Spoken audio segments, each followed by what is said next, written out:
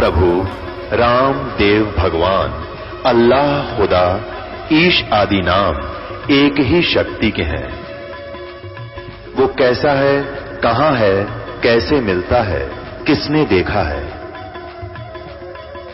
ये प्रश्नवाचक चिन्ह पूर्ण रूप से हटाने के लिए अवश्य सुनिए जगत गुरु तत्वदर्शी संत रामपाल जी महाराज के अमृत वचन सर्व पवित्र धर्मों के पवित्र शास्त्रों के आधार पर। परमात्मा ने कहा, ये झूठा संसार आ रे, इनमें कोई नहीं तुम्हारा रे। ये बातें हमें अच्छी नहीं लगती, क्योंकि हम अज्ञान से परिपूर्ण हैं कि ये कैसे कह रहे हैं कि यहाँ हमारा कोई नहीं है। ऐसे कह रहे हैं परमात्मा कि आज तुम सब कुछ को अपना मान रहे हो, आज ही आपकी मृत्यु हो जाती है, जो होनी ही है, कभी ना कभी तो होनी ही है, तो आपका कहाँ ये? तो इस तरह की जो सच्चाई है और जिसकी हमें जानने की आवश्यकता है, ये बहुत खटकती है।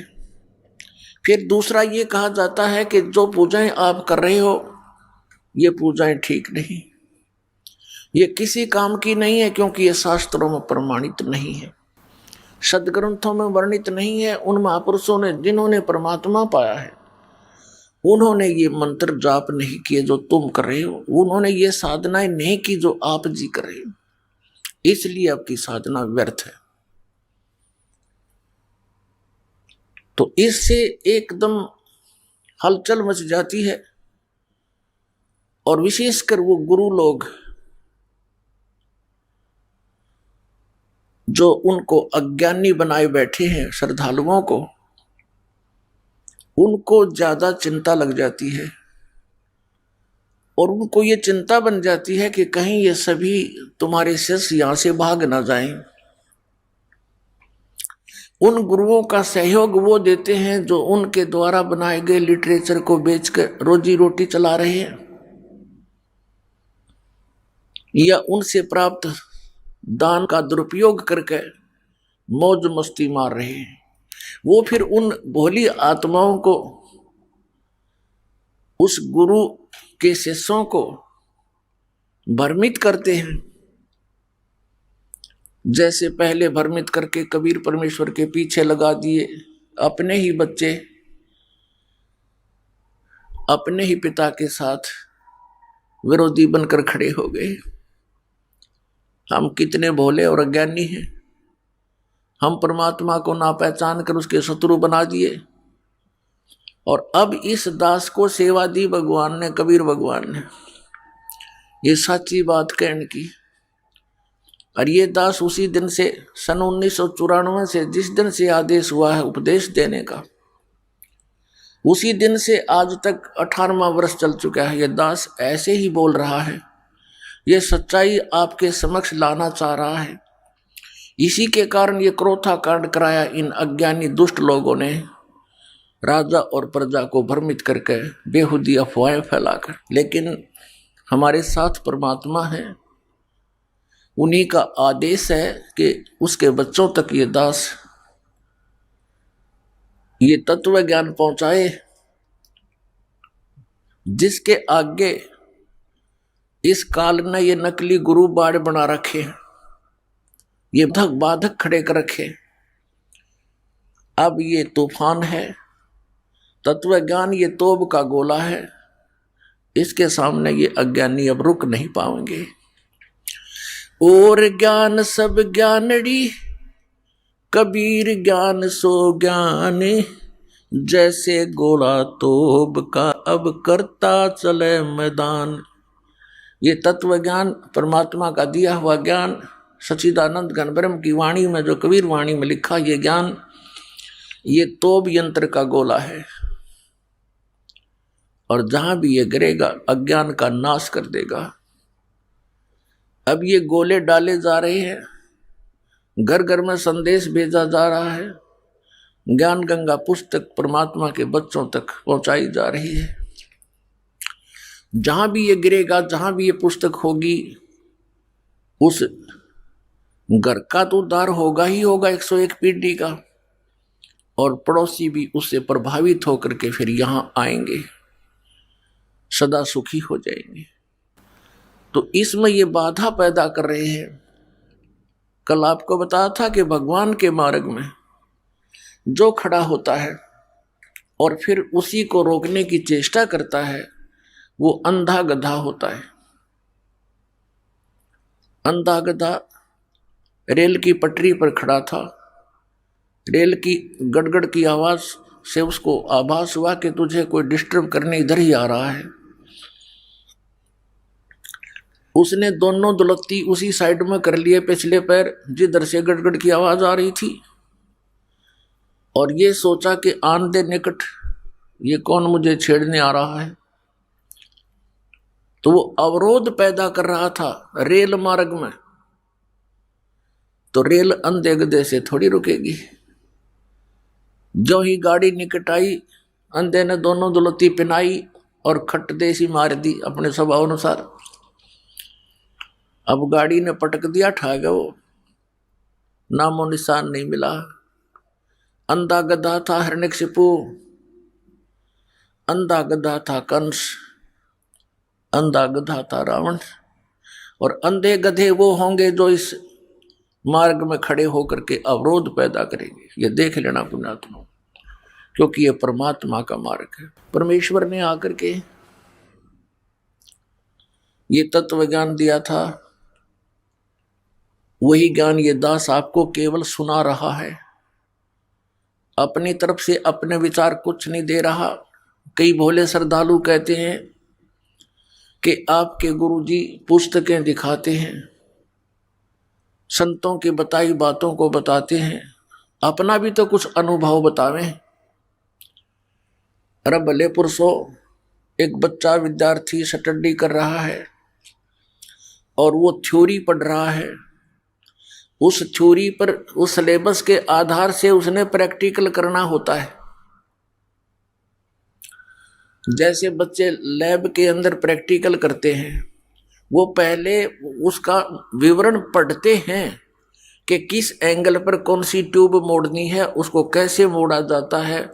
एक लैंप हो, सीपरेट लैंप हो, फिर एक पाइप को ऐसे गर्म करे, धीरे धीरे ऐसे करे, वो पहले लिखा होता है। उसके आधार से फिर प्रैक्टिकल करना होता है। यदि उस बच्चे ने वो पहले ये बता दिया कि ऐसे ऐसे लिखा है, और फिर वो अनुभव बताएगा, तो वही बताएगा जो लिखा हुआ है। उससे भिन्न यदि वो अनुभव बताता, वो रॉन्ग है, वो गलत है। जिन महापुरुषों ने परमात्मा पाया, आदरणीय धर्मदास साहिब जी को परमेश्वर कबीर जी स्वयं आकर मिले थे जिंदा महात्मा के रूप में मथुरा में। आदरणीय मुलुकदास साहिब जी को मिले थे उसके गांव में, ऐसे ही एक जिंदा महात्मा के रूप में सत्संग कर रही थी। आदरणीय दादू साहिब जी को मिले जिंदा बाबा के रूप में। आदरणीय नानक साहिब जी को मिले जिंदा बाबा के रूप में बेई नदी पर। आदरणीय गरीबदास साहिब जी को मिले गांव छुडानी, जिला झज्जर, हरियाणा के अंदर खेतों में, जब वो गायें चरा रहे थे, गौएं चरा रहे थे, 10 वर्ष के बालक थे। आदरणीय गीसा साहिब जी को मिले गांव खेखड़ा, जिला मेरठ, उत्तर प्रदेश में। और इस रामपाल दास को मिले हरियाणा में।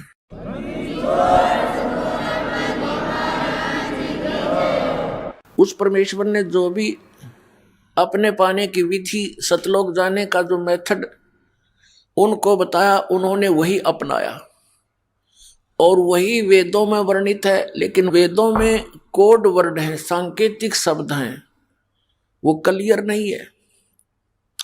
उसके लिए यजुर्वेद अध्याय नंबर 40 के श्लोक नंबर 10 से लेकर 13 में, श्रीमद् भगवत गीता अध्याय नंबर 4 के श्लोक नंबर 32 और 34 में ये स्पष्ट किया हुआ है कि जो सच्चिदानंद घन ब्रह्म की वाणी में इन यज्ञों की जानकारी, यज्ञ माने धार्मिक अनुष्ठानों की जानकारी विस्तार पूर्वक कही गई है, वो तत्व ज्ञान है। सच्चिदानंद ब्रह्म ने मुखे सच्चिदानंद घन ब्रह्म की वाणी में, यानी परमेश्वर ने स्वयं आकर के जो ज्ञान बताया है उनके मुख कमल से बोली गई वो वाणी कबीर वाणी में जो ज्ञान लिखा वो तत्व ज्ञान है। और वो परमात्मा चारों युगों में आते हैं, चारों युगों में ऐसी वाणी बोलते हैं, वो सूक्ष्म वेद होता है, वो तत्व ज्ञान होता है, वो कबीर वाणी होती है। चौथे अध्याय के 34वें श्लोक में कहा कि उस तत्व ज्ञान को, और यजुर्वेद अध्याय नंबर 40 के श्लोक नंबर 10 से 13 तक यही प्रमाण दिया है कि उस तत्व ज्ञान को तू तत्वदर्शी संतों के पास जाकर समझ, उनको दंडवत प्रणाम करने से, कपट छोड़कर प्रसन्न करने से वह तत्वदर्शी संत तुझे परमात्मा के बारे में जानकारी देंगे।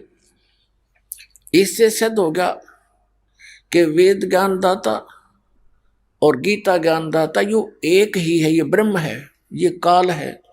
और श्री कृष्ण जी में प्रवेश करके इसने गीता जी बोल दी, चारों वेदों का सारांश, कुछ अपना भी इसने अटकल अड़ाई है। और वेद ज्ञान प्योर है, कोरा है, सही है, क्योंकि ये पूर्ण परमात्मा कबीर देव द्वारा इसके अंतःकरण में कंप्यूटर में फीड कर दिया था, इसके कंप्यूटर में, और फिर इसने बाहर डाउनलोड कर लिया। वो बाहर निकला, जैसे माता को गर्भ होता है फिर समय आने पर अपने आप वो बाहर आ जाता है, इसी प्रकार परमात्मा ने इसी उद्देश्य से इसके अंतःकरण में, काल के ब्रह्म के अंतःकरण में ये 500 वेद भर दिए थे, उसका समय निर्धारित कर दिया था। उस समय ये अपने आप इसके श्वासों के द्वारा बाहर आ गए। अपने आत्मा, अगर आज से 50 वर्ष पहले ये बात दास कहता कि श्वासों के माध्यम से बाहर आ गए ये इतने वेद, तो शायद नहीं जचती किसी का झूठ बोल रहा है। अब आप देख रहे हो इंटरनेट कैसा लगा, ये तो मैन मेड है और ये गॉड मेड शरीर, इसमें तो ऐसे इंस्ट्रूमेंट है विज्ञान 100 जन्म भी नहीं ढूंढ सकती। तो वो कहाँ से कहाँ आते हैं, एक मोबाइल से दूसरे मोबाइल में ना कोई तार है, ना कोई कनेक्शन है, ब्लूटूथ के माध्यम से या वैसे मैसेज के माध्यम से पूरी की पूरी फिल्म, पूरे के पूरे कई घंटों के प्रवचन एक दूसरे में चले जाते हैं। तो अब इसको समझना बहुत आसान हो गया। तो श्वासों के माध्यम से ये बाहर आए, बाहर आते ही ये एक सुंदर कागज के रूप में उपलब्ध हुए उसके ऊपर। अब फिर ये अनाड़ी नो के उसमें कागज कहां से आ गया? अरे कमाल की बात करते हो। एक तरफ वो कहते हैं कि भगवान ने आदमी बना दिए और युवा बना दिए। जब परमात्मा आदमी बना सके है तो कागज और ये बनाते उसने कौन सी देर लगेगी? जो सारे ब्रह्मांड रच सकता है, और वो कागज तुम बना नहीं सकते जो मालिक भेज दे। तो ऐसा ही हुआ था। इस ब्रह्म ने उनको पढ़ा था और उसने देखा कि ये 5वां जो वेद है, सूक्ष्म वेद, इसके अंदर तो पूरा ही ज्ञान दिया हुआ है, और इसको इन प्राणियों को जो मेरे अंतर्गत फंसे हैं इनको ये ज्ञान हो गया तो ये भाग जाएंगे यहां से। उसको उसने खत्म कर दिया और 4 वेद दे दिए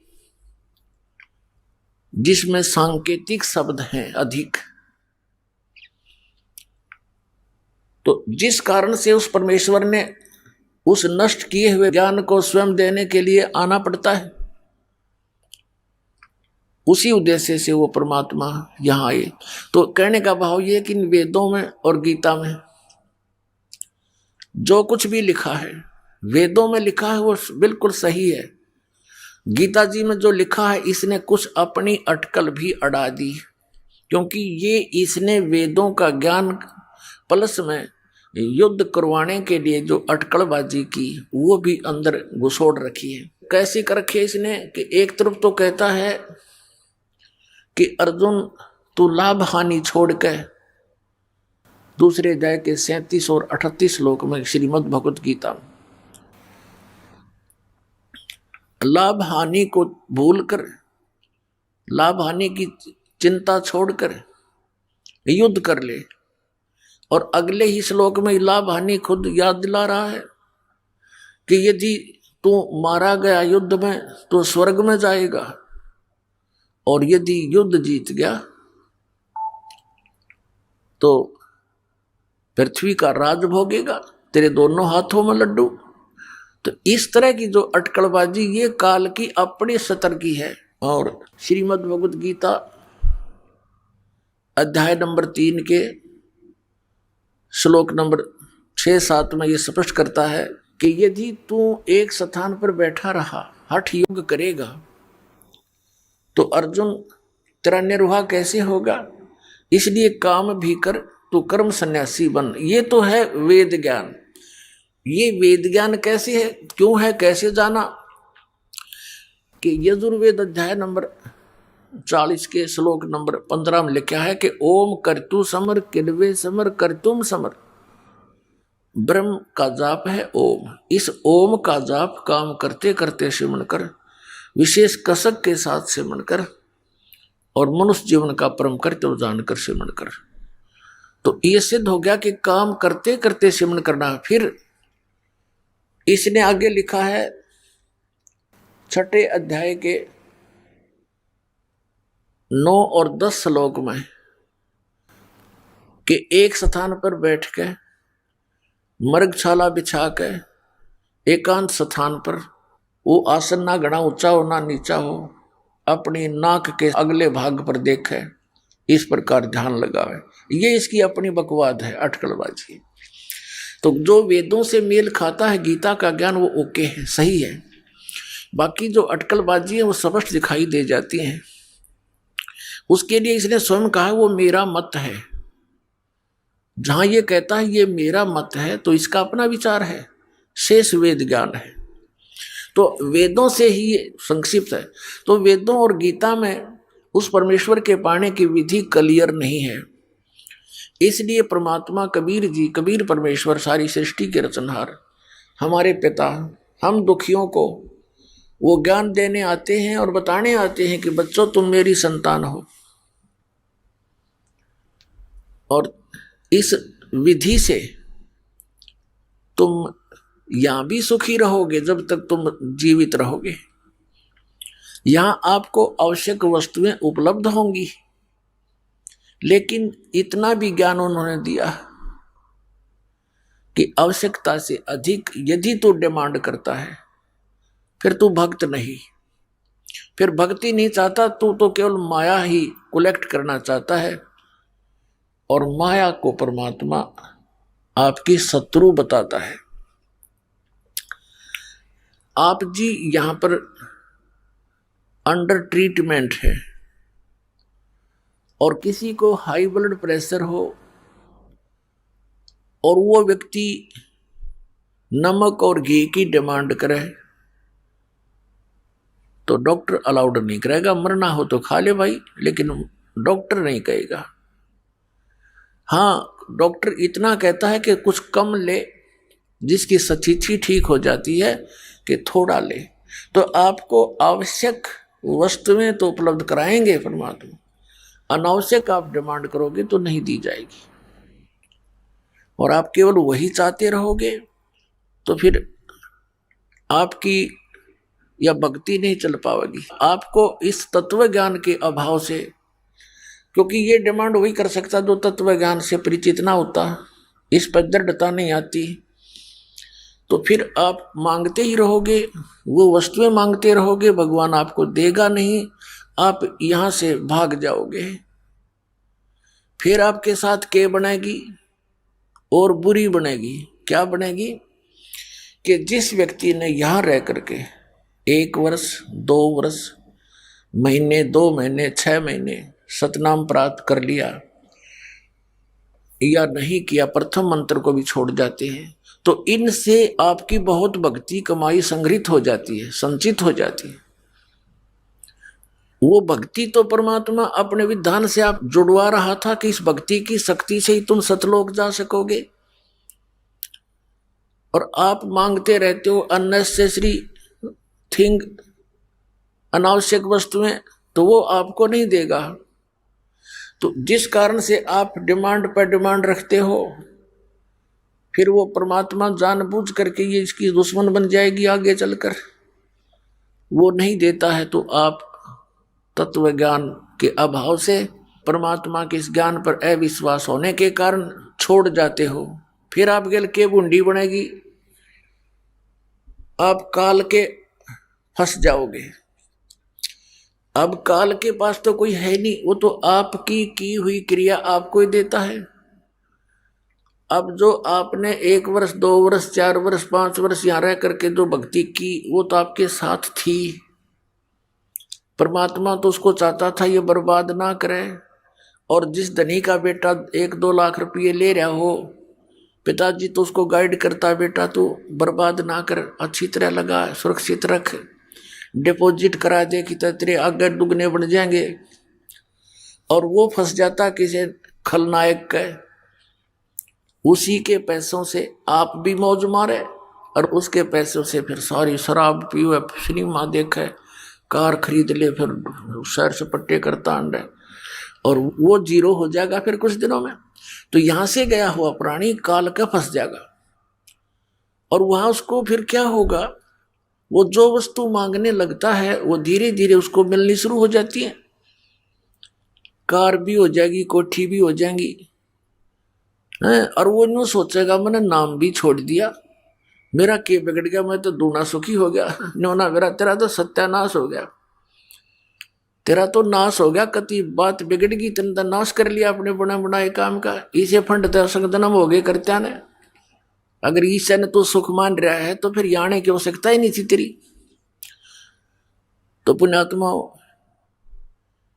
उसके आधार से मनमान स्वर्ग में भी देवता बन जाएगा। ये इतनी जबरदस्त कमाई बन रही है आपकी। लेकिन पुण्यात्माओं, इसमें टायर पंचर मत करियो। ये हवा ही आपके अंदर भरी जा रही है, यही आपकी गाड़ी को लेकर सतलोक जाएगी।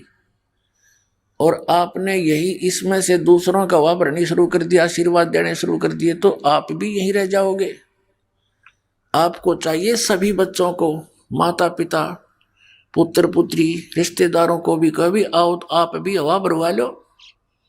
सतलोक आश्रम बरवाड़ा में भरी जाती है, अपने टायर में तो क्यों दूसरे का डाला, दोनों कंडम। तो इस प्रकार पुण्यात्माओं, कुछ सावधानी से काम लो। जैसे माता गर्भ को रखे यत्न बनाए, ठेस लगे ते छन्न होवे, तेरी ऐसी भक्ति नसावे। जैसे किसी बहन को गर्भ रहा हो और वो उसको कितना सुरक्षित रखने की चेष्टा करती है, रात्रि के समय करवट लेते समय भी वो चिंतित हो जाती है कि कहीं मेरे बच्चे को कोई दबाव ना लग जाए, ये खराब ना हो जाए। ऊंचे नीचे में पैर रखते समय भी ध्यान से रखती है, कहीं ठेस लग के बच्चा ना गिर जा। तो पुण्यात्माओं, आपको जिस दिन उपदेश मिल गया, आपके अंदर भक्ति बीज गिर गया। अब इस भक्ति बीज को ऐसे सुरक्षित रखना है आपने, इस भक्ति रूपी लाल को। जैसे माता गर्भ को रखे यत्न बनाए, और ठेस लगे तो यानी झटका लग गया तो छन्न होए, क्षीण हो जाएगा, नष्ट हो जाएगा, ऐसे भक्ति जावे। तो इस प्रकार आपने इस भक्ति को बड़ी सावधानी से बना के रखना है। सौभाग्य आपका कि आपको ये वस्तु मिल गई। उस उलझे हुए अज्ञान से ये तत्व ज्ञान बना के, नौमन सूत सुलझा के आज आपके समक्ष रख दिया। अब सुलझे हुए सूत को तो फिर मिनट लगे, कपड़ा बनाते समय मिनटों में तैयार हो जाएगा। ये सुलझा सुलझा सूत आपको दे दिया है, इसकी कदर करो, इसको ठुकराओ मत। अब जैसे ये पुस्तक भक्त वितरित कर रहे हैं गांव गांव नगर नगर में जाके, कुछ भोली आत्मा इनको पाठ देते हैं, किस लिए कि रामपाल के सत्संग है इसमें। और ये तो निंदा करता सब संतों की। बताए भगवान, कद टूटेगी इनकी या चौंध, कद समझेंगे ये भगवान को। इन अज्ञानियों ने इतना नाश कर रखा भक्ति का, ऐसे अंधे बना दिए जीवों को। तो इसकी कदर करो पुण्यात्माओं। अब क्या कहते हैं, गुरुआ गाम बिगाड़े संतो, गुरुआ गाम बिगाड़े, ऐसे कर्म जीव कहला दिए, ईब जड़े ना झाड़े, संतो गुरुआ गाम बिगाड़े। इन नकली गुरुओं ने गाम के गाम, पूरे समूह के समूह बिगाड़ दिए, भक्ति नाश कर दी। अब क्या बताते हैं, गुरुआ गाम बिगाड़े संतो, गुरुआ गाम बिगाड़े, और ऐसे कर्म जीव कहला दिए, अब बहुत जड़े ना झाड़े। क्या बताते हैं, बोले गुरुआ गर्भ न कीजे, ताते पाहन कदे ना रीजे, बाल मुकुंद बोलत नाही, ये लटक बिहारी लूटे। ये जो गलत साधनाओं पर आपको आधारित किए बैठे हैं ये नकली गुरु, उनके विषय में बता रहे हैं परमात्मा कि जो साधनाएं तुम कर रहे हो, इस विधि से आपका मोक्ष नहीं हो सकता, और गुरुआ के सिर मार पड़ेगी, इसका पांडा कदे ना छूटे। ये झूठे गुरु बन कर बैठ के बोली आत्माओं को गुमराह कर रहे हैं, इनका भार रख लिया सिर पे इन्होंने। पुण्यात्माओं, इस दास को पता लग गया, मेरी आंखें बन गई, मोतियाबिंद मेरा हट गया। अब मुझे दिखाई दे रहा है कि ये गुरु भी नरक में जाएंगे जिनके पास 2 अक्षर का मंत्र नहीं है। और फिर अनुयायी तो उन गुरुओं पर आधारित वही साधना कर ही रहे हैं, वो भी उन्हीं के साथ होंगे। अब पुण्यात्माओं, दास का उद्देश्य किसी की आलोचना करना नहीं है, सच्चाई कहना है, सत्य बताना है, सच्चा मार्ग दिखाना है, और आपको सतलोक पहुंचाना है। सतलोक कैसे जाओगे, उस साधना का, उस विधि का ज्ञान कराना है, ये दास का उद्देश्य। तो क्या बताते हैं कि गुरुआ के सिर मार पड़ेगी, पांडा कदे न छूटे। पांडा माने पीछा, फिर असंग जन्म तक यही धक्के खाते रहेंगे, क्योंकि गुरु पद को वही प्राप्त करते हैं जो बहुत पुण्यकर्मी प्राणी होते हैं। अपनात्माओं, ये अध्यात्म ज्ञान है, और आप विद्यार्थी हो। आप तो विद्यार्थी हो, तो यहां प्रवेश पागे सतलोक आश्रम बरवाला में, और दूसरे गुरुओं के पास हैं, वो तो नावल पढ़ रहे हैं, सिलेबस नहीं पढ़ रहे। उनको नावल दंत कथा पढ़ाई जा रही है। वो नावल क्या है उनके, बकवाद। न थोड़ी सी झलक दिखा दो, इनको नावल कहते हैं। ये राधा स्वामी वाले क्या कहते हैं कि हमारे गुरुजी तो वेदों और गीता से भी आगे का ज्ञान सुनाते, हमने वेद और गीता पुराणों की कोई आवश्यकता नहीं। वो तो दुर्ता आ रहे थे, दुर्ता कितने बोला, राधा स्वामी लोग से आ रहे थे। राधा स्वामी लोग बोला सतलोक, अनामी लोग तो भी ऊपर, साडा राधा स्वामी लोग।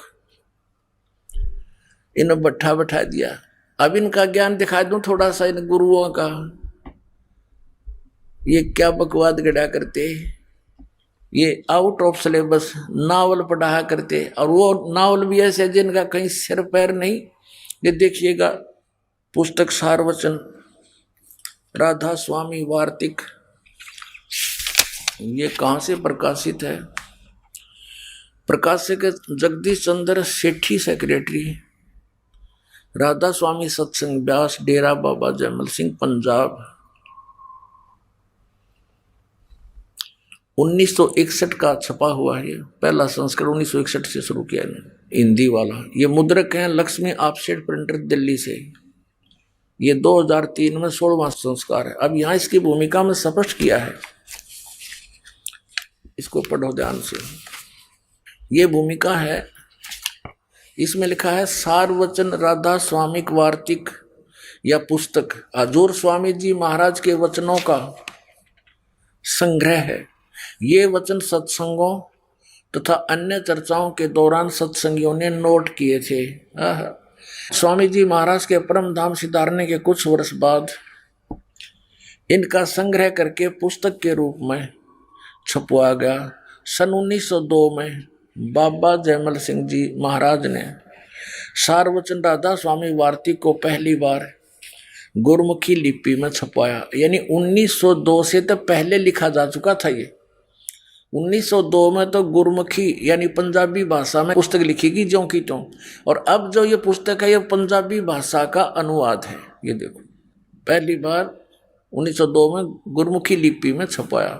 प्रस्तुत पुस्तक उसी प्रथम गुरमुखी संस्करण के अनुसार है और अब इसका हिंदी संस्करण प्रकाशित किया जा रहा है। ये है।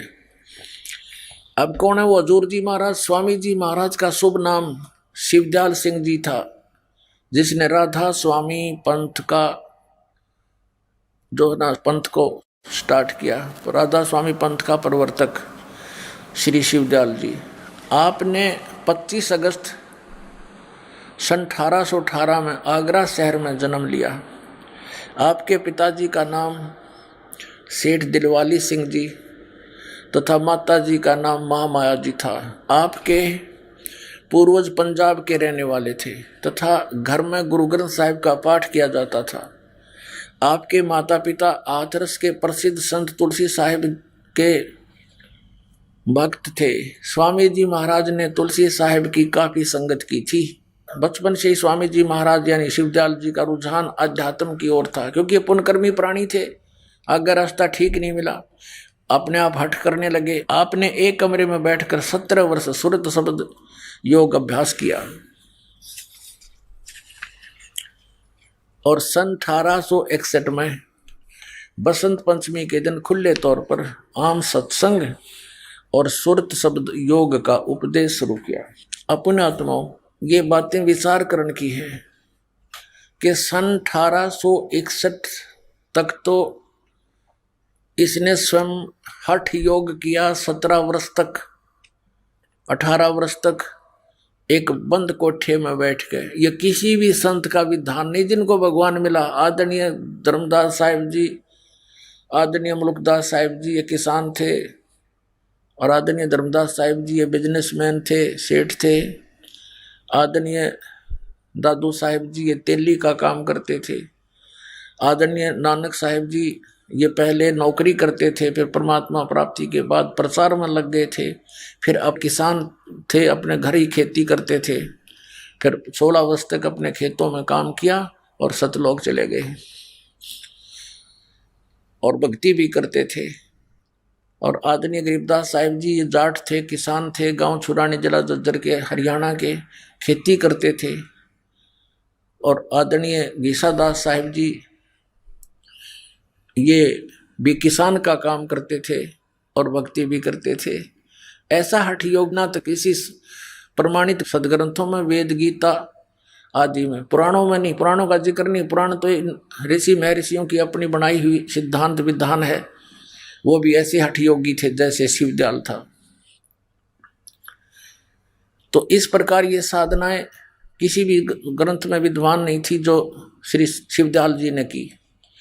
अब ये क्या बताते हैं कि व्यास का डेरा किसने स्थापित किया? बाबा जयमल सिंह जी ने। इसी पुस्तक में क्लियर कर रखा है, पृष्ठ 6 पर आप पढ़ रहे हो, देखिएगा। ये 1861 में तो ये शिवदयाल जी सत्संग करने जोगा हुआ।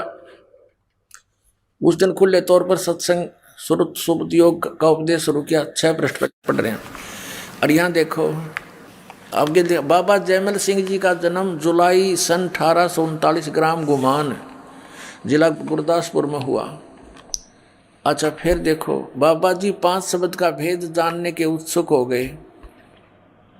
अब देखो गुरु ग्रंथ साहिब में स्थान स्थान पर 5 शब्द का जिक्र आया है। बाबा जी यानी जयमल सिंह जी 5 शब्द का भेद जानने के उत्सुक हो गए।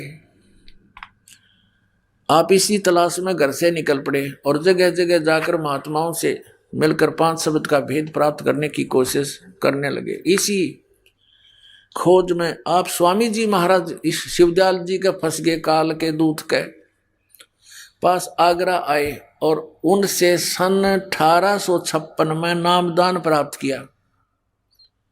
1856 में नाम ले लिया, जबकि 1861 में तो यो सत्संग करण जोगा हुआ था। जब तक तो यो शिवदयाल अंडर ट्रेनिंग था। काची सरसम पीड़ के खड़ो है ना तेल, ये बनाई बाबा जयमल सिंह के साथ देखो। और फिर 32 वर्ष सेना में नौकरी करके 18 अगस्त 1889 में पेंशन प्राप्त करके रिटायर हुए तथा ब्यास नदी के किनारे आकर रहने लगे। ब्यास आकर बाबा जी महाराज ने वह सत्संग शुरू किया। यानी 1889 में इसने अपने आप सत्संग शुरू कर दिया। किसने? बाबा जयमल सिंह ने। और सन 1878 में 61 वर्ष की आयु में शिवदयाल जी की मृत्यु हो गई थी, सन 1878 में। उसके 11 वर्ष बाद 1889 में अपने आप स्वयंभू संत बनकर बाबा जयमल सिंह ने ब्यास में डेरा स्थापित कर दिया। यदि इसको नामदान का आदेश होता तो उसी से मैं शुरू कर देता ये नामदान करना। जैसे इस दास को 1994 में आदेश कर दिया था मेरे पूज्य गुरुदेव ने कि नाम दिया कर। उस समय दास सर्विस करता था, जेई की नौकरी करता था। उसी दिन से नामदान शुरू कर दिया था। और मई 1995 में 1 वर्ष लगभग नाम भी देता रहा, अपनी नौकरी भी करता रहा, सत्संग भी करता रहा संडे और सैटरडे को। फिर एकदम इतना परमात्मा की दया हुई, एकदम बहुत इस ज्ञान की जिज्ञासु हो गए और बहुत ज़्यादा संगत बनने लगी। तो 1995 में दास ने रिजाइन कर दिया नौकरी से और उसी दिन से नामदान शुरू कर रखा। इसे सिद्ध है कि इसको कोई नामदान का भी आदेश नहीं था। आदेश होता भी तो क्या होता, क्योंकि इनका ज्ञान एक आने का नहीं। और फिर शिवदयाल जी का कोई गुरु नहीं, उनका कोई गुरु नहीं। और गुरु बिन माला फेरते, गुरु बिन देते दान, गुरु बिन दोनों निष्फल है, चाहे पूछो वेद पुराण। 1903 में जयमल सिंह जी की मृत्यु होगी। उन्होंने श्री सावन सिंह जी को अपना उत्तराधिकारी बना दिया। और सावन सिंह जी के बहुत से शिष्य हुए। उनमें से मुख्य शिष्य थे श्री खेमामल सिंह जी, जिसको सामस्ताना भी कहते हैं। डेरा सच्चा सौदा सिरसा में अब डेरे की स्थापना कर ली, मनमुखी। और एक थे कृपाल सिंह जी, उन्होंने दिल्ली में स्थापना कर ली, मनमुखी। सावन सिंह जी का आदेश नहीं था उनको किसी को भी। अब कारण क्या था कि ये दोनों अपने आप को उत्तराधिकारी महसूस करने लग गए थे। श्री खेमामल सिंह उर्फ सामस्ताना और श्री कृपाल सिंह, जिसने दिल्ली में सावन कृपाल मिशन बना दिया, डेरा बना रखा है। तो इन दोनों को बाईपास कर दिया टकराव को टालने के लिए। किसने? सावन सिंह जी ने। और एक सरदार जगत सिंह को अपना उत्तराधिकारी बना दिया, उसके नाम वसीयत कर दी, लिखित रजिस्टर्ड। ये तो सारा आवा का आवा खराब है सतकर्मान जी राधा स्वामी वाले का। फिर क्या था कि 3 साल के बाद जगत सिंह की मृत्यु होगी। जगत सिंह की मृत्यु के बाद श्री चरण सिंह को बना दिया उत्तराधिकारी। अब चरण सिंह भी श्री सावन सिंह का शिष्य था, जगत सिंह भी श्री सावन सिंह का शिष्य था। अब जगत सिंह ने उसको कैसे नाम का आदेश दे दिया, क्योंकि ये गुरु भाई को कैसे हो तो फिर उसका चेला होना चाहिए। उसको भी आदेश नहीं था श्री चरण सिंह को। तो पुण्यात्माओं, ये बिना सिर पैर का है सारा कुछ, सब गोलमाल है। ये सत्कर मान लियो। दास का उद्देश्य है कि तुम फंस निकलो नकलियों से। आपका जीवन नष्ट हो रहा है, ये अनमोल जन्म बर्बाद हो रहा है। जो एक सांस की कीमत 3 लोक भी नहीं है, 3 लोक भी इसके पास संग नहीं है। ऐसे अनमोल जीवन को और आप कहाँ बर्बाद कर रहे हो ओछी साधनाओं में। अब ये क्या कहते हैं सच्चा सौदा सिरसा वाले, 1949 में सामस्ताना जी ने श्री सावन सिंह जी की आज्ञा से और सच्चा सौदा सिरसा का डेरा की स्थापना कर दी और नाम देने लगे।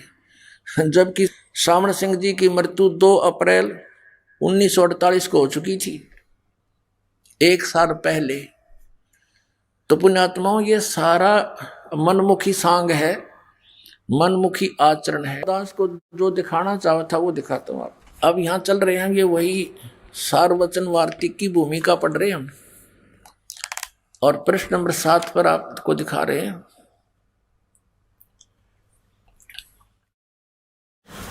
उनतीस दिसंबर 1903 को बाबा जयमल सिंह जी महाराज ज्योति ज्योत समा गए।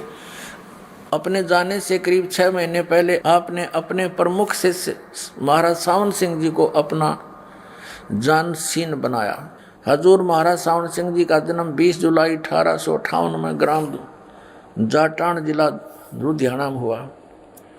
ये देखो फिर 20 मार्च 1948 को एक रजिस्टर्ड वसीयत के द्वारा सरदार बहादुर जगत सिंह जी को अपना जानशीन नियुक्त किया और 2 अप्रैल 1948 को निज धाम चले गए। सावन सिंह जी की मृत्यु होगी 2 अप्रैल 1948 को। अब हम वहाँ आते हैं, इनका नावल सुनाते हैं आपको। नावल भी अच्छा है इनके ज्ञानता से। किसके?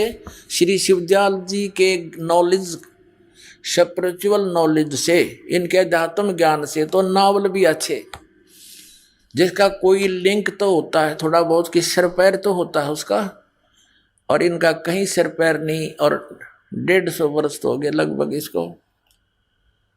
और ये बोले श्रद्धालु आंख नीचे बैठे हैं, परम धनी जो बोल दे वह साची। क्योंकि विद्यार्थी का तो यही होता है कि जो टीचर बता रहा है वो साची होगी। ये टीचर तो ना थे, ये टीचर नहीं थे जो आउट ऑफ सिलेबस आपको पढ़ा रहे थे। इनका आउट ऑफ सिलेबस दिखा रहा हूं। और जो ये कहते हैं हमारे गुरुओं का ज्ञान तो वेद और गीता और पुराणों से और कुरानों से और बाइबल से सबसे ऊपर का है। ये देखो इनके हुआ भाई राधा स्वामी साहेब, राधा स्वामी दयाल की दया। खुलासा उपदेश हजूर राधा स्वामी साहेब का। शिव राधा स्वामी कौन है? इनका शिवदयाल, शिवदयाल के वचनों का, जो जैसा कि आपने यहाँ पढ़ा था भूमिका में कि ये सार भूमिका है, ये कि ये सार वचन राधा स्वामी वार्तिक हजूर स्वामी जी महाराज के वचनों का संग्रह है। ये वचन सत्संगों तथा अन्य चर्चाओं के दौरान सत्संगियों ने नोट किए थे। और हजूर जी महाराज कौन है? स्वामी जी महाराज का शुभ नाम सेठ शिवदयाल सिंह जी था। ये है वो शिवदयाल जी हजूर जी साहब। अब ये क्या वचन बोल रहा है? अब हम आगे यहाँ पर 13 पृष्ठ पर, ये 12 है, ये 13 पर। अब यहां से पढ़ेंगे हम दफा 1।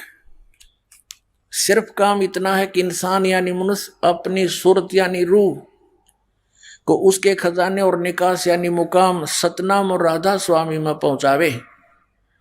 यहां पर सतनाम और राधा स्वामी को इन्होंने मुकाम सिद्ध कर दिया। सथान, सतनाम माने सथान। ये देखिएगा 14 पृष्ठ पे पहुंचावे। अब तीसरा वचन देखेंगे इनका। एक आपने पढ़ लिया था।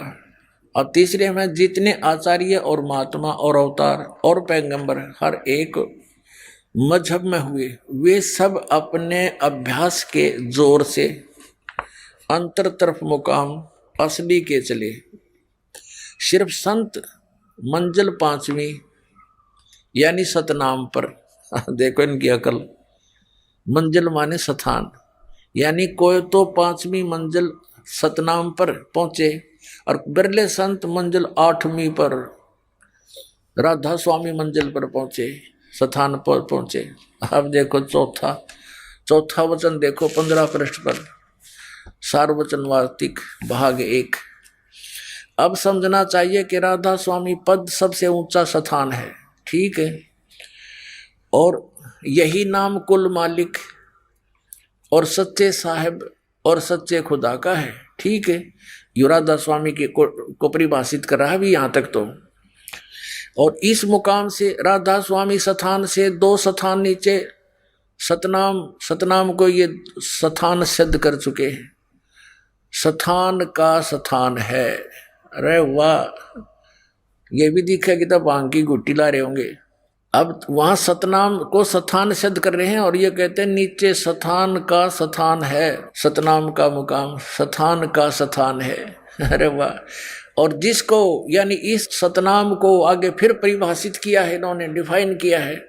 इस सतनाम का मुकाम है सतनाम को, जिसको सतनाम को संतों ने सतलोक, सचखंड, सार शब्द सतनाम और सत शब्द सतनाम, और सतनाम भी सतनाम और सतपुरुष सतनाम करके बयान किया है। वारे देवताओं, अन्यों के हमारा ज्ञान तो वेदों और गीता से ऊपर का है।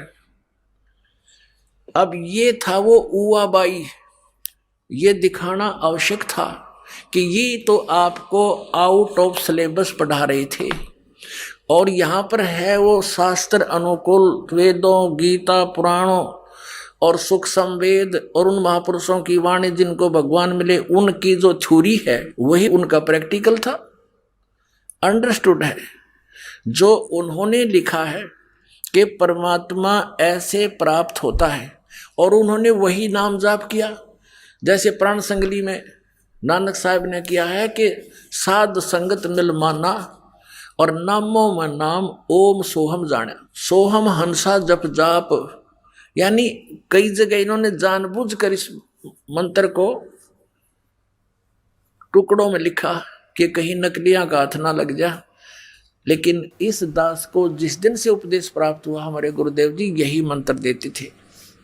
और ये तो बाद में आवश्यकता पड़ी, जब मुझे आदेश हुआ नाम दान करने का और सत्संग करने का, तब दास ने देखा भी यूं तो कोई नहीं मानेगा, अपने अपने मनमुखी कोई कुछ नाम देता है, कोई कुछ नाम देता है। संतों के सत्संग भी सुनने गया जानबूझ करके, देखूं ये क्या कुछ बताते हैं, तो कोई कुछ नाम दे रहा है, कोई कुछ साधना बता रहा है, कोई कैसा ज्ञान दे रहा है। तो फिर मन में बहुत चिंता बनी कि परमात्मा फिर ये आपका नाम सही है, ये तो कोई डाउट नहीं। आइए अब हम उन श्रद्धालुओं के अनुभव जानते हैं जो जगत गुरु तत्वदर्शी संत रामपाल जी महाराज जी से दीक्षा प्राप्त कर चुके हैं तथा उनके द्वारा बताए गए भक्ति मार्ग पर चल रहे हैं। नमस्कार जी। सत साहब जी। क्या नाम है आपका? शैलेंद्र सिंह। शैलेंद्र जी, कहाँ से आए हैं आप? मोहाली, पंजाब से। सर, संत रामपाल जी महाराज की शरण में कैसे आए आप? ये तो एक बहुत लंबी गल है। मैं राधा स्वामी सी, राधा स्वामी मैं रहा 30 साल मैं राधा स्वामी सीगा, मैं कट्टड़ राधा स्वामी सी। तो एक दिन मैं सत्संग सुन रहा महाराज जी का, तो राधा स्वामी च दसिया जाता भी ਜਿਹੜਾ संत कोई भी दुनिया 'ਚ जिन्ने संत आए है वो जिन्ने बंदिਆਂ ਨੂੰ नाम उपदेश ਦਿੰਦੇ ਉਹਨਾਂ ਨੂੰ सचखंड ਲੈ ਕੇ चले ਜਾਂਦੇ। तो ਇਹ ਜਦੋਂ मैं सत्संग बंदी छोड़ सतगुरु रामपाल जी का सुन रहा था, तो मैनू उन्होंने ये मैनू एक वर्ड आया वो कि कृष्ण महाराज ये पूर्ण संत नहीं हुए, तो काल की भगती सी। तो मैं उस चीज़ तो अचंभा खा गया, क्योंकि राधा स्वामी धर्म में यही बताया जाता है कि जिन्ने भी संत है वो जिन्ने बंदे उपदेश देंगे उन्होंने सचखंड लेके चले जाते।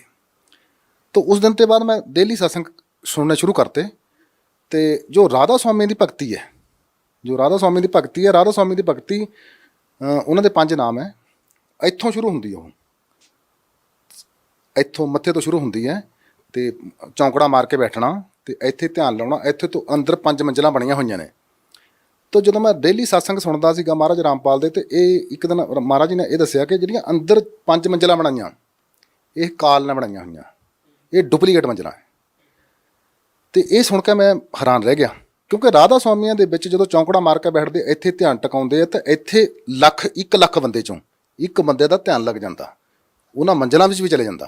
सर, जैसा कि आपने बताया कि एक ही व्यक्ति को वो नज़ारा दिखता था, तो सर और जो बाकी लोग थे उनको वो नज़ारा क्यों नहीं दिखता था? मैं 30 साल में मेरे को 1 या 2 ही बंदे मिले जिनको ये नज़ारा अंदर मिलिया, लेकिन वो ये नज़ारा देखने तो बाद भी जो अंदर बंदे दे जो कर्म है, जैसे किसी ने नज़ारा भी देख लिया, अगर उसके कर्म है तो उसको वही कर्म भोगने पड़ते हैं। उन्होंने भी बुरी हालत मैं देखी है बेचारे की। तो सर आप कहना क्या चाहते हैं, जो पापकर्म व्यक्ति ने कर रखे हैं कि वो भोगने से ही समाप्त होंगे? हाँ, राधा स्वामी धर्म में यही बताया जाता है कि जो बंदे दे कर्म है वो बंदे को भुगतने ही पड़ेंगे। सर 30 साल तक आप राधा स्वामी पंथ से जुड़े हुए थे और काफ़ी समय आपने वहाँ पर बिताया है, तो फिर सर आप संत रामपाल जी महाराज की शरण में कैसे आए? जब मैंने संत रामपाल जी महाराज के बारे में सुना तो उन्होंने बोला कि जो कर्म है जो कर्म है यह संत जो होता है वो कर्मों को काट देता है। जब मैंने सोचा कि नहीं, राधा स्वामी में तो यही बताया जाता है कि आपकी चाहे बाजू कट जाए, चाहे लत कट जाए, चाहे कुछ भी हो जाए, चाहे बीमार हो जाए, चाहे कैंसर हो जाए आपको, तो ये तो आपके कर्म है, आपको भुगतने ही पड़ेंगे। तो हम इतने पक्के हो गए थे, हमारे को जो भी मर्जी हो जाए तो हम समझते थे कि गुरु जी ने जो कर दिया ठीक है। तो जब मैंने संत रामपाल जी महाराज के बारे में सुना, उनके सत्संग सुने, उसके बाद मेरे को पता चला कि ये ऐसा नहीं है। क्योंकि हमारे ग्रंथ साहब में भी ऐसा है कि जब भी सतनाम मिल जाता है, परमात्मा का नाम मिल जाता है, उसके बाद फिर बंदे को कोई कष्ट नहीं आना चाहिए। तो जब मैं ये सुनता था तो मैंने 6 महीने लगातार 6 महीने महाराज रामपाल जी महाराज जी के सत्संग सुने। 6 महीने सत्संग सुनने तो बाद फिर मैं जो एक राधा स्वामी सत्संग किया, कर नैनो दीदार महल में प्यारा है, जब मैं ਉਹ ਸੁਣਿਆ ਤੇ ਅੰਦਰ ਦੇ ਕਮਲਾਂ ਦੇ ਬਾਰੇ ਸੁਣਿਆ, ਲੇਕਿਨ ਰਾਧਾ ਸਵਾਮੀ ਦੇ ਬਾਰੇ ਚ ਉਹਨਾਂ ਦੇ ਬਾਰੇ ਨਹੀਂ ਦੱਸਦੇ ਵੀ ਥੱਲੇ ਕਮਲਾਂ ਦਾ ਕੋਈ ਧਿਆਨ ਨਹੀਂ ਦੇਣਾ। 6 ਮਹੀਨੇ संत रामपाल जी महाराज बंदी छोड़दा ਜਦੋਂ मैं सत्संग सुनया, उसके बाद मैं नाम लेने के लिए हसार गया। सर, संत रामपाल जी महाराज जी व राधा स्वामी पंथ के अंदर आप बहुत बड़ा अंतर बता रहे हैं। आपको इस तरह से बताया गया था कि व्यक्ति को पाप कर्म तो भोगने ही होते हैं, और संत रामपाल जी महाराज ने बताया कि परमात्मा साधक के पाप कर्म भी काट देता है और भक्ति करने के लिए उसकी आयु भी बढ़ा सकता है। तो सर, इन सारी चीज़ों को देखने के बावजूद भी लाखों लोग वहाँ से जुड़े हुए हैं, तो सर क्या उनको कोई लाभ ही नहीं हो रहे? नहीं, लाभ हो रहे हैं, काफ़ी लोगों को लाभ हो रहे हैं। लाभ उनका जो पुराना जो किसी मेरे को भी होते थे, ऐसा मेरे को भी होते थे, लेकिन वो जो अभी मैंने को संत रामपाल जी महाराज की शरण में आने के बाद ऐसा पता चला कि वो हमारे पुराने पुण्य थे जो हमारे को मिल रहे थे, अभी भी जनता को मिल रहे हैं। लेकिन राधा स्वामी धर्म में यही बताया जाता है कि जो आपके कर्म है वो तो आपको भुगतने ही पड़ेंगे अगर किसी के ऊपर कष्ट आ जाता। तो सर, ये बात तो संत रामपाल जी महाराज के अनुयायियों पर भी लागू होती है, ये तो वो लोग भी बोल सकते हैं। ऐसा नहीं है। जैसे मैं अभी संत रामपाल जी महाराज की बात करता हूँ, जैसे मैंने नाम लिया है, पहले मैं एक कट्टर राधा स्वामी था, मेरे को ऐसा लगता था कि नहीं, जो कर्म है वो भोगना ही पड़ता है। मेरे को 3 या 4 साल ही हुए अभी नामदान ले हुए, मेरे साथ इतने अचंभे हो गए। सर, आपको क्या लाभ मिले संत रामपाल जी महाराज से नाम दीक्षा लेने के बाद? मेरे को संत रामपाल जी महाराज के जाने के बाद इतने लाभ हुए कि मैं इधर गणाने शुरू कर दूं, शायद उतना नहीं टाइम होगा, आप उतना कर सकेंगे। मेरी जेब में अगर पहले 1000 रुपया रहता था, अभी मेरी जेब में 1 लाख रुपया रहता। मैं किसी काम के बारे में सोचता हूँ, अगर मैंने सोच लिया मेरा दूसरे दिन काम हो जाता। पैसा कहाँ से आता मेरे को नहीं पता चलता है। तो पहले ऐसा राधा स्वामी धर्म में मेरे साथ ऐसा नहीं था। तो ऐसा है कि बाकी जो मैं भगती के बारे में दसा थानू, भगती है अभी जैसे मैंने व्यास से नाम लिया था, जो व्यास से नाम लिया था वो किसी वेद से, किसी ग्रंथ साहब से, किसी गीता से मेल नहीं खाता। अभी जो मैंने रामपाल जी महाराज से नाम दिया, संत रामपाल जी महाराज बंदी छोड़ से नाम लिया, वो नाम लेने के बाद मेरे को वेद के बारे में, गीता के बारे में, ग्रंथ साहब के बारे में पूरा ज्ञान हो गया। आप ग्रंथ साहब के बारे में, ग्रंथ साहब में भी ऐसा लिखा है, हाँ ऐसा, ये लाभ की बात बताता हूँ मैं आपको। जैसे मेरे को नहीं तो पता गीता क्या होती है। मैंने गीता का अभी जब सत्संग होता मेरे को गीता पूरी याद होगी। गीता के 16वें अध्याय के 23 नंबर श्लोक में लिखा है, जो शास्त्र विधि त्याग के, जो शास्त्रों में लिखा है उससे हटकर पूजा करता उसको कोई लाभ नहीं होता। जो शास्त्रों के अनुकूल भक्ति करता है उसको सारे लाभ होते हैं। तो इसलिए ग्रंथ साहब में भी ऐसा लिखा हुआ, वे पूजा करे सब लोक संतो, मन मुख थाए ना पाई। जो मन के पीछे लगकर पूजा करते हैं वो उन्होंने कोई लाभ नहीं होता है। सर, आपको संत रामपाल जी महाराज से नाम दीक्षा लेने के बाद और क्या क्या लाभ मिले? मैं सिख समाज ਦੇ ਵਿੱਚ सिख समाज ਨੂੰ ਬਿਲੋਂਗ ਕਰਦਾ। सिख समाज ग्रंथ साहब ਦੇ ਵਿੱਚ ਪਹਿਲਾਂ ਲਿਖਿਆ ਕਿ 5 ਮੰਤਰ ਦਾ ਭੇਦ ਦਊਗਾ। बार पंच परवान, पंच प्रधान, पंचे पावे दरगे मार, 5 का बहुत जिक्र आता ग्रंथ साहब के बीच में। उसके बाद आता 2 अक्षर का भेद बतावे सोई गुरु पूरा कहावे। उसके बाद आता 1 अक्षर जो गुरमुख जापे ताकि निर्मल सोई। और ये गीता में है ओम तत्सत। ये 3 मंत्रों का जो भेद बताएगा वही पूरा सतगुरु है। तो ये जो पूरे मंत्र है सतगुरु रामपाल जी महाराज दे रहे। मेरे को लगा कि यह पूरा सच्चा ज्ञान है, मैंने इसकी तरफ लग गया। और जब से मैं लगा हूँ मेरा पूरा ठाठ है। मैं एक बार मैं तरीक पे जा रहा था तो मेरे साथ मेरी बेटी, मेरा दामाद, मेरा ब्रदर और मैं एक गाड़ी में 6 बंदे बैठे थे। मैं किसी विवेक हाई स्कूल चंडीगढ़ में है, उसके बीच में ट्रांसपोर्ट मैनेजर लगा हुआ। तो किसी ड्राइवर ने मेरी गाड़ी के साथ शरारत कर दी। उसने मेरी गाड़ी के पक्खे की तार और अर्थ की तार काट दी। तो मेरे को नहीं था पता, उसकी तार काट दी। मैं उधर चले गया, तरीक पे चले गया गुरु जी के। जब मैं हिसार चले गया, जब मैं हिसार चंडीगढ़ से 150-200 किलोमीटर है, तो जब किसी भी गाड़ी का पक्खे की तार काट देते हैं तो गाड़ी 10 किलोमीटर के आगे नहीं चलती। और मेरे को नहीं था पता कि तार काटी है। हिसार चले गए, हिसार के आने के बाद जब हिसार से मुड़े तो मेरी गाड़ी ने इंडिकेटर दे दिया कि गाड़ी गर्म होगी। तो मैंने गाड़ी रोकी, एक मैकेनिक था, मैकेनिक से मैंने पूछा भी ये गर्म होगी। उसने मेरे को बोला, ऐसा उठाकर ढक्कन थोड़ा सा उठाया, बोलता कुछ नहीं होता, आ ले जाओ। और उसी टाइम इंडिकेटर बंद हो गया। तो वो शाम को मैं 9 बजे वापस आया। सुबह 5 बजे गए हम तरीक पे, शाम को 9 बजे तक वापस आए। तो 9 बजे तक आए, मेरी गाड़ी कहीं गर्म नहीं हुई, मेरी गाड़ी को कुछ नहीं हुआ। और मैंने बड़े बड़े इंजीनियर से पूछा, बड़े बड़े ड्राइवरों से पूछा। जब मैं दूसरे दिन स्कूल में आकर किसी ड्राइवर से ये शेयर की बात कि मेरी गाड़ी के बीच में थोड़ा इंडिकेटर दिखा देता उसने, तो उसने बताया कि यार ऐसा नहीं दिखा सकती, चलो देखते हैं। जब उसने देखा तो देखा कि पक्खे की तार काटी हुई और अर्थ की तार काटी हुई। तो वो बोलता गाड़ी चल ही नहीं सकती। पूरा स्कूल इस चीज़ से हैरान था भी गाड़ी चल ही नहीं सकती। तो आप देख लो बक्सी 300-350 किलोमीटर गाड़ी चलकर आई और मैंने उसी टाइम मैकेनिक को बुलाकर उस तारों को जोड़िया। तो ये तो मेरे साथ एक बहुत बड़ा चमत्कार होया। सर, जैसा कि हम देखते हैं कि आप पहले 30 साल से राधा स्वामी पंथ में जुड़े हुए थे, उनके द्वारा दी गई भक्ति साधना आप करते रहे। सर, अगर हम देखें तो आज भी ऐसे बहुत सारे लोग हैं जो कई पीढ़ियों से राधा स्वामी पंथ में जुड़े हुए हैं और उनके द्वारा दी गई भक्ति करते हैं। तो सर, आप उन लोगों को क्या संदेश देना चाहते हैं? हाँ, ये बहुत आपने अच्छा है। राधा स्वामी जो भी है वो मेरे को नहीं लग रहा कि अपने धर्म को जल्दी छोड़ने वाला है, क्योंकि राधा स्वामी की भक्ति है वो ऐसा कि अंदर चौंकड़ा मार लो, कि अंदर ध्यान लगा लो अंदर, क्योंकि काल ने अंदर जो मंजिलें बनाई है उसके। मैं राधा स्वामी को एक बात जरूर बताना चाहूँगा, जो राधा स्वामी है मैं उनको एक बात बताऊँगा, जो कर्म होते हैं वो सतगुरु 2 मिनट में काट देता है। को कर्म का कोई इसमें लेना देना नहीं है। और राधा स्वामी के बीच में मैंने देखा, ये जो अभी गुरगद्दी पे बैठे हैं संत गुरिंदर सिंह जी महाराज ढिल्लों, तो उनको भी कैंसर हो गया। उनको गुरु जी को कैंसर हो गया, तो बोलते कर्म है हमने किसी के काट दिए। देखो, जो गुरु जी अपने कर्म नहीं काट सकता, वो बाकी के किसी के कर्म क्या काटेगा। तो मैं राधा स्वामी को बताना चाहता हूँ, इधर जब ध्यान लगाकर आप चढ़ जाएंगे, लाख में एक बंदा चढ़ जाएगा, तो वो भी आप पूरा सत्संग सुनो महाराज सावण सिंह का। महाराज सावण सिंह का कर नैनो दीदार महल में प्यारा है। इसके बीच में लास्ट में आता है कि आद माया कीनी चुतराई, झूठी बाजी पिंड दिखाई, अंड पिंड से दूर उदेश हमारा है। अभी मैं राधा स्वामी के आगे यही बेनती करूंगा कि इस चीज़ को आप अच्छे से पढ़ें और अंदर जो है, अंदर ध्यान नहीं लगाना है, जैसे हठ योग नहीं करना है, चलते फिरते तुरते फिरते नाम जपना है।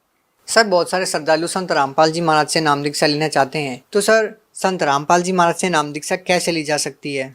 ये आपने बहुत अच्छा क्वेश्चन किया। जो मैं चंडीगढ़ से बरवाला जाने के लिए 6 महीने वेट करता रहा। तो मैं जा सकता था, मेरे को पैसे भी कमी नहीं थी, गाड़ी थी, सब कुछ था। हमने तो नाम लेना है, महाराज जी शब्द लेने हैं, मंत्र लेने हैं। तो महाराज जी ने ऐसा कर दिया, अभी हर डिस्ट्रिक्ट के बीच में, हर स्टेट के बीच में, फॉरेन कंट्री के बीच में ये नामदान केंद्र खोल दिए। मैं बोला कि ये तो गुरु जी ने बहुत बड़ी कृपा करी है, बहुत बड़ी कृपा करी है। जो गरीब बेचारे नहीं आ सकते थे वो उनको नामदानों के डिस्ट्रिक्ट में मिल जाता है। तो बरवाला आने के लिए बड़ा टाइम लगता था नहीं, तो वो तो बड़ी गुरु जी की कृपा है। वो नामदान हर एक डिस्ट्रिक्ट में खुल गए, हर एक जगह पे खुल गए। सर, आप पंजाब से बिलोंग करते हैं। सर, पंजाब में नामदान स्थल कहाँ कहाँ पर है? पंजाब में जैसे मंडी गोबिंदगढ़ में, डेरा बस्सी में, चंडीगढ़ में, और बाकी तकरीबन सभी डिस्ट्रिक्टों में, होशियारपुर में, बाकी सभी में। अगर किसी ने ज़्यादा इसके बारे में डिटेल में पता करना तो नीचे एक पीली पट्टी चलती है, आप उधर टेलीफोन कर पूछ सकते हैं। जहाँ भी उसको नज़दीक होगा वहाँ से उनको नामदान मिल जाएगा। जी, बहुत बहुत धन्यवाद। सत सहज।